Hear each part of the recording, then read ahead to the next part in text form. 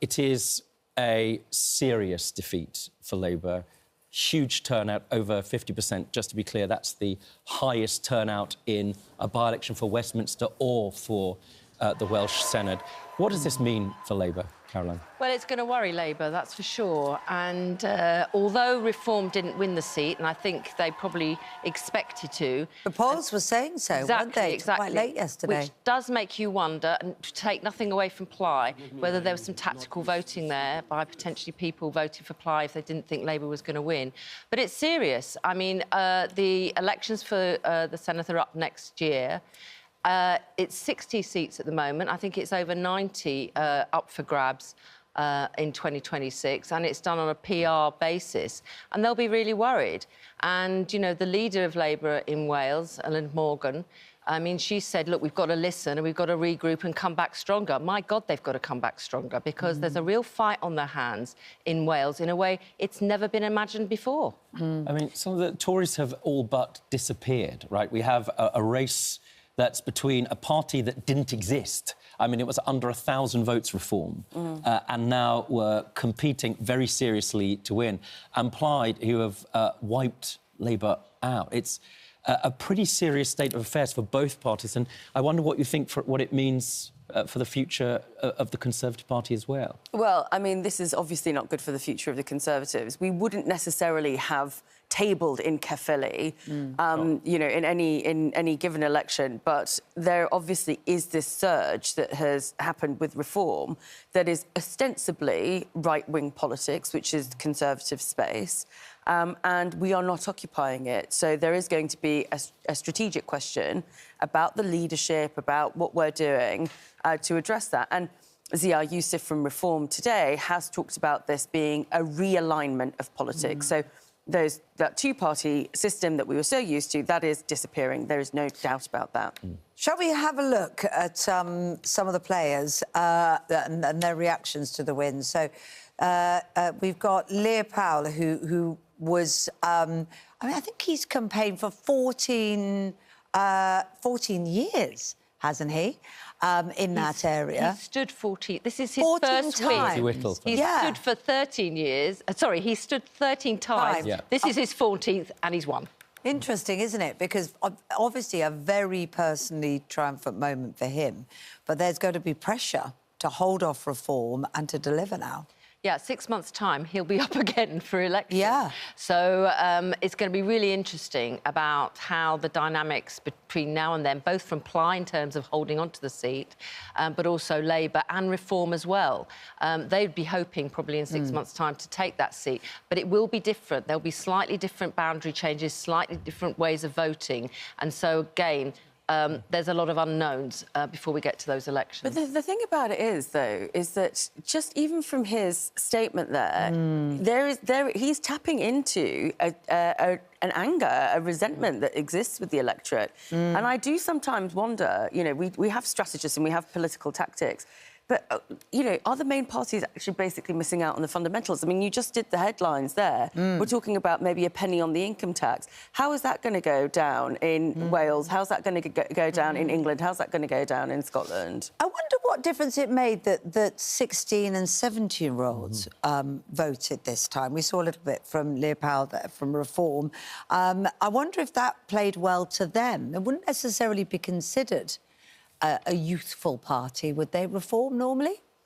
I think it's... Well, I think actually, they do have quite a young following. They do. But usually the 16-17, this is just based on previous data, 16-17 vote is marginal in terms of its impact. But that is an interesting question. But we are seeing lots of young people sort of tying themselves to what I think is radical and what young people tend to tie themselves to. Like the Republican movement in America. Exactly. And I suppose whether everyone agrees with the message or not, clearer messages about where politicians and parties stand.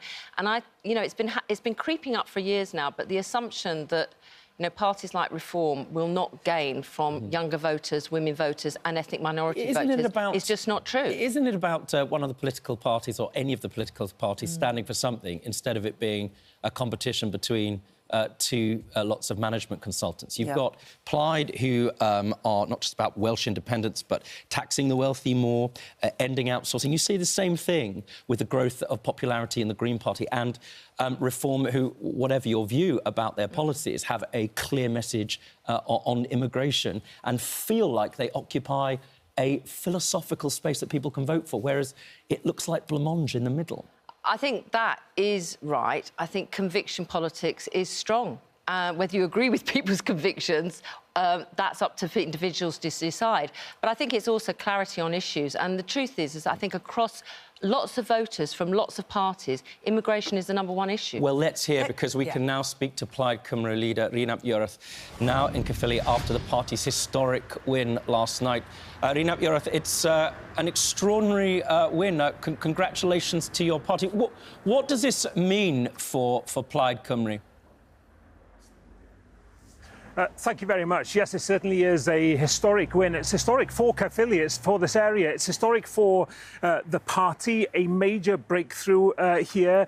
Historic in terms of the story of Wales and Welsh politics. And, of course, we can look at the significance of this in and of itself. You know, Plaid Cymru beating Labour so far behind that they question absolutely now where they stand in terms of next year's election.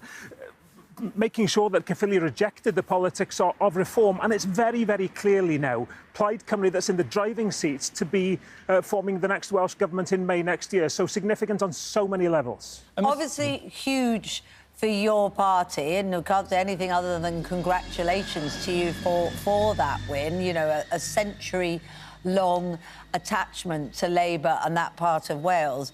But I wonder if there was also, as often is with by-elections, some tactical voting here. You know, did we see Reform not quite win because Labour and Plaid Cymru were split? Do you think this is an attack on the government? Are there wider implications than just a simple win? I think it's a fair question to ask. It would be difficult to look at this result and see it as anything other than a very positive result for Plaid Cymru and the positive message that we brought into this election. But absolutely, yes, there was deep disillusionment with Labour, both at Westminster under Keir Starmer, some of his actions as Prime Minister, his attitude and ambivalence towards Wales, the failure of Labour in Wales to stand up to him. So people have made it very, very clear in this election yesterday that they want a change from Labour. Plaid Cymru now is the party that they're looking to. And did we see tactical votes? Listen, I spoke with Labour members yesterday who were saying, we're going to support you in order to keep reform out. That happened. Those were Labour members. But what we were getting across the board for days and weeks were people who had supported other parties saying, yes, we'll support you and we'll be glad to keep reform out, but they weren't doing it begrudgingly. They were doing it because they were feeling positive about supporting us. My job now is to keep that trust, to build that trust as we approach the May election to the Senedd, and make sure that what we've seen here is replicated across Wales, because there's clearly no part of Wales now where we can't win. Rhun Ap Iorwerth, one of the concerns is that people may be voting for you now, but the worry, given the electoral process in Wales, is that you'll end up doing a deal with Labour. So all of the policies that you've put forward, a number of them taxing the wealthy more, ending outsourcing, rent caps and limits on second homes, stuff that the Labour Party aren't talking about, will disappear by the time you might end up in a coalition with Labour. So, in effect, they vote for Plaid, but they just get the same old Labour. How can you guarantee people in Wales that that's not going to happen? Well, I think if we look at the result yesterday, take a step back, this isn't coalition territory. This is Plaid Cymru forming its own government. We're not expecting anybody to have a majority in May next year, but if we are in that position, if we have the honour of the people of Wales saying, Plaid Cymru, we want you to form the next government, of course we will need support from various areas in order to get a programme through. But we ask people to focus on the leadership.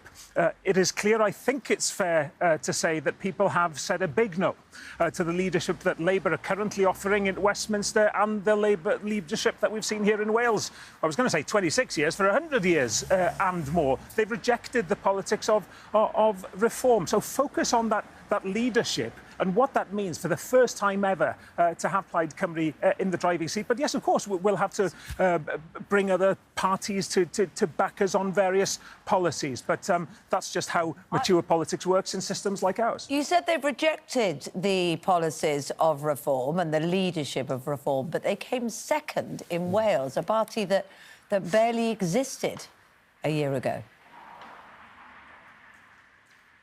It's really important for people like us on, the positive side of politics that we don't bury our heads in the sand. This isn't something that's happening in Wales. This is happening globally, the growth of the populist right. And people like me want to make sure that we offer people who absolutely, yes, do feel forgotten, feel that politics is left behind, that we listen to them.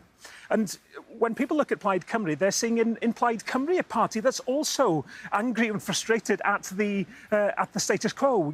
We're the anti-establishment party that's just won this election here, but they can have it wrapped up in a Plaid Cymru message of hope and positivity based on ideas and actually taking our communities forward. It's the politics of division that I want to appeal to Wales to reject, as they did yesterday. But of course, we're taking very, very seriously the people's attitudes towards the communities they have around them, and we want to offer them something positive.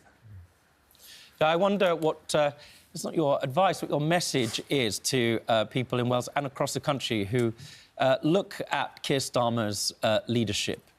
You describe it as a message of failure, of there being no real conviction in the Labour Party. Is that something that you think is the reason that Labour is roundly failing and has failed catastrophically last night?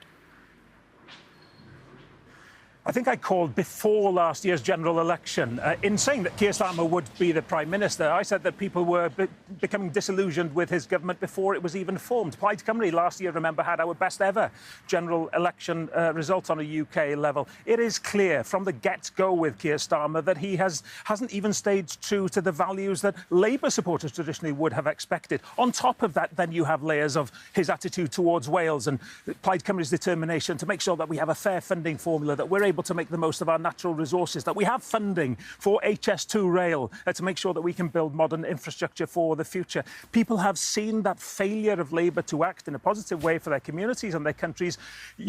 In that 15 months since he came to power, yes, but also for over 100 years here, and time's up. Well, I mean, in Wales, the NHS has been disastrous, pretty much the worst in all of the parts of the UK. Schools are failing. I mean, you've made these points. One of the difficulties is what positive message Plaid has to change that economically, given all the budget, all the money comes from Westminster. And I wonder the extent to which you will want to move going forward to an independence agenda, which, of course, is the ultimate mission and purpose of Plaid Cymru in the first place.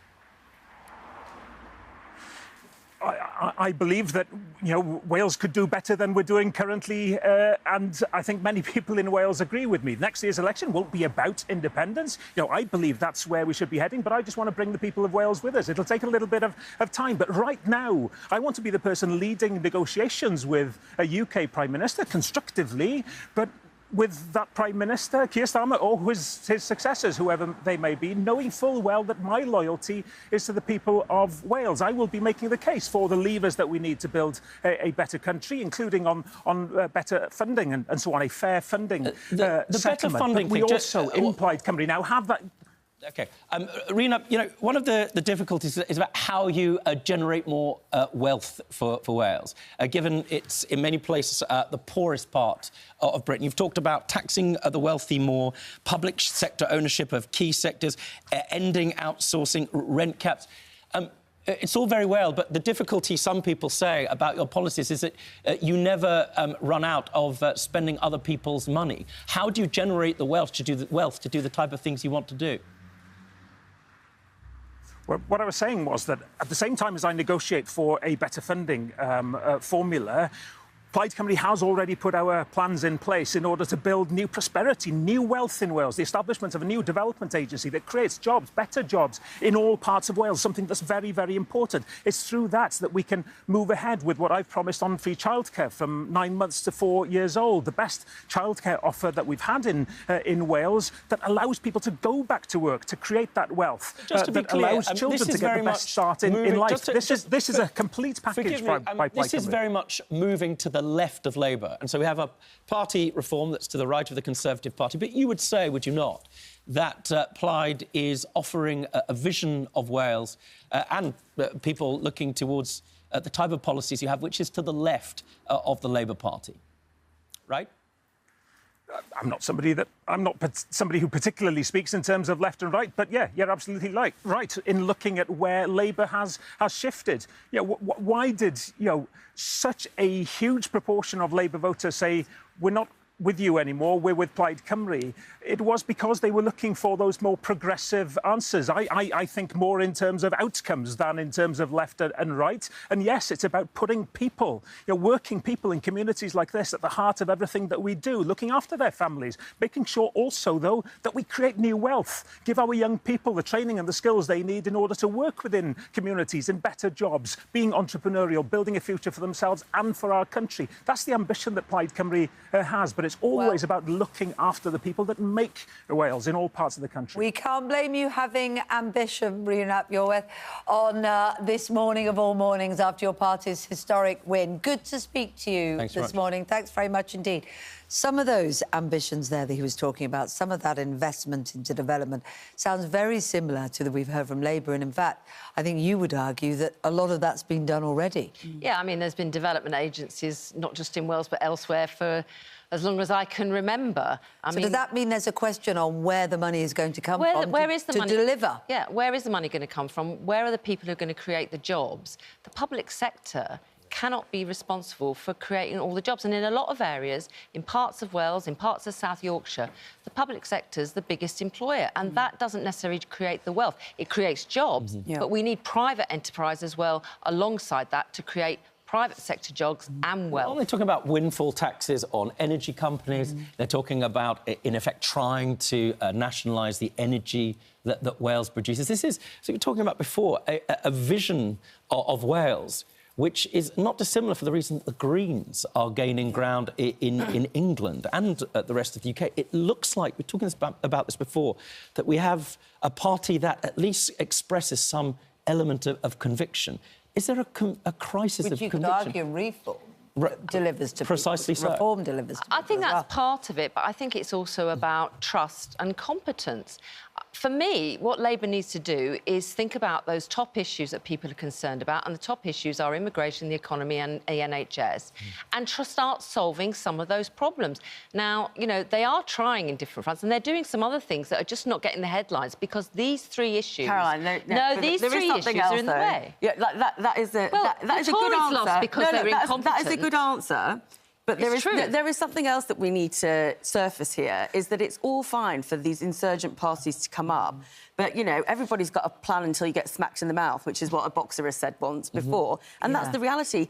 When I see any of these insurgent parties actually have to take those decisions, make those trade-offs and see how well their convictions last, then I will happily doff my cap. Well, of course, but the problem is, Osama, is that can only happen for people to see if and when they win power. The problem we've got at the moment is the main parties, both Tory and Labour, are suffering from the onslaught from Reform and others against their majorities in these areas. Don't have a right to exist. Of course they don't. We are only here to serve as long as people want us and we can put forward an idea. And the old adage is true. You get what you vote for in a democracy. So it's not a question of which party we sit with. You and I both have problems with our own parties on certain issues. But the question is, if you make that choice that you want Plaid or Reform or anyone else, then you must live with the consequences. It's like a move away from the standard centrism. Just a reminder, we're going to be talking to Dr David Hall, Chairman of Reform, as well, after 7 o'clock. Standard centrism that we've always relied on. That this is a kind of new moment for British politics where actually we have, as he was quite clear about, Rhun Ap, that as far as he's concerned, this is a party to the left and reform. So we have a populist right party versus a left party that's gaining ground, and that seems to be the political story across the country. Yeah, I suppose so, but also I would say is that a lot of those people who might be voting for reform, and I think Salma's point is, you know, it's all very well, you know, getting the votes is what you then do in government, but some of those people don't see themselves as on the right. They actually feel they are in the centre. They're concerned about issues that they think are really important to their daily lives. You know, you can't turn round to Labour voters who are now voting for reform and say, oh, suddenly you've moved to the right. They're concerned about the things that face them every day that really worry them and why Labour and the mainstream parties aren't solving it. Yeah. One other story, because I'm sure we're going to continue discussing this, and when you come back later as well throughout the morning with the various guests we have on, is the grooming inquiry. This has preoccupied a lot of this show this week in various different forms. Now, the front page of the Times is saying that this could be put back until next year because the search for a chairman that satisfies all the criteria and all those who are concerned it has to go on. And this is one of the things that Jess Phillips was arguing, wasn't she? That we have to get this in place. It's going to take time. And we have the most extraordinary deadlock between survivors of the terrible traumas that they've inflicted.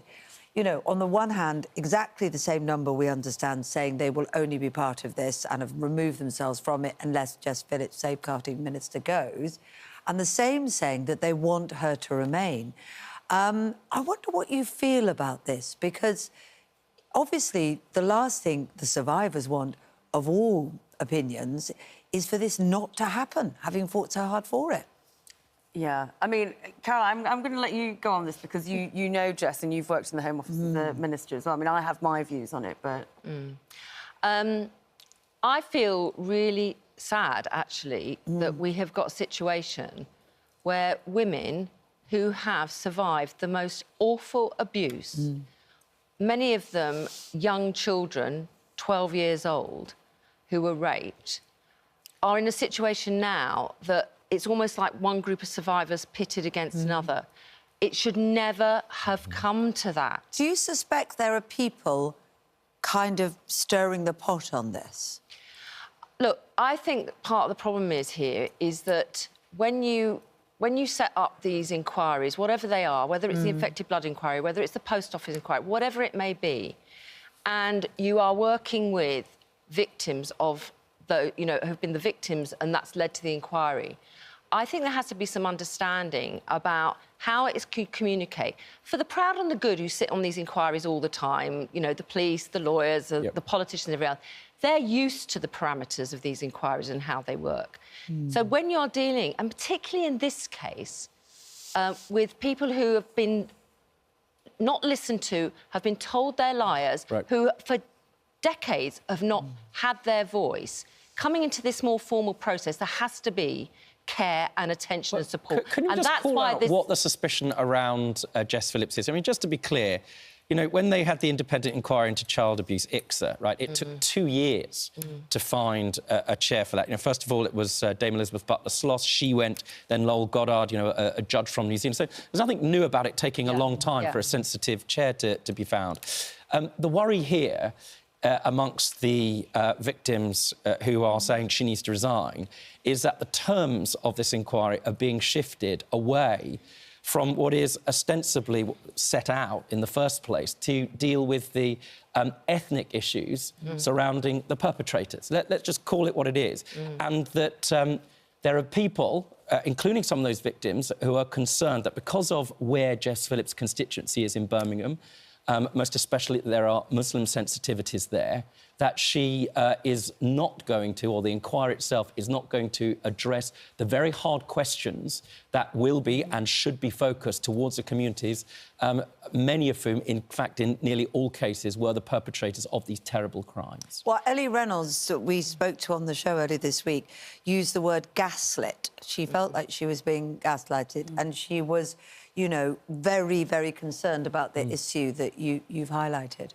Look, there does seem to have been emails that have suggested a widening of the scope of this. I think the charity, who's meant to be the linked charity working with the victims and survivors, sent an email. So, therefore, these things are like red flags to groups of these victims. What needs to happen? I don't believe for 1 minute, by the way, in answer directly to your question, that Jess is thinking about her constituency in relation to this. I don't think that's the case. What has to happen now, it can't be about setting survivors against survivors. It can't be about Jess Phillips. The government has to engage and take responsibility for rebuilding trust. And Louise Casey, who made it very clear when she did her investigation earlier this year, said the scope has got to look at predominantly, overwhelmingly, why large groups of men rape large groups of young girls in particular areas of the country, and whether culture and background was a factor in that, and the mode of operation that led to that. And that's what the inquiry was set up to do. But there's also another element of this, just going back to your point on sensitivity around survivors, is that it was the enablement of political correctness by social workers, by police officers. So you have a group of survivors on both sides that are mistrusting of those authority positions. Now, That was their objections to the names that were in the Jim frame Gamble, for who chair. was coming in, ex-policeman. And Jim Gamble's a really decent guy. Yeah, but this is going to go on. I think that the Prime Minister is at some point going to have to step in personally in this and try and intervene to bring some coherence to this, because clearly emotions are high, but the outcome we want... Well, it said he's made personal calls, I think, to which is not nothing. We've got so much to talk about this morning, not least celebrity traitors, for heaven's sake. Oh, my goodness. But I'd like to just end on I think, on a historic morning in many ways, a beautiful image of King Charles and the Pope sitting down to pray. Just lovely, really. And they say, never mind once in a century with Plaid Cymru. This is probably the first time in a millennium, maybe ever. King Canute, I think, is cited as the last king who might have met a pope. And it feels like rather a lovely uniting thing on a very troubled world, doesn't it, to you two? Well, we've certainly come a long way since Anne Boleyn, haven't we, with our issues with the Pope. Thomas Cromwell returning in his grave. It is nice, and that's what our ceremonial and religious leaders are there to provide. Bringing people together instead of hanging by a thread, which I think you might be. I'm sorry, I've got to do it. I like it. Jonathan Ross described you as physically weak, intellectually weak. Yeah. I have to say, it was morally weak. Watching it on the telly, I like Jonathan Ross. He's a great man, but I did want to do mild violence to him. He's off the Christmas card list. You can't murder him. He's a traitor.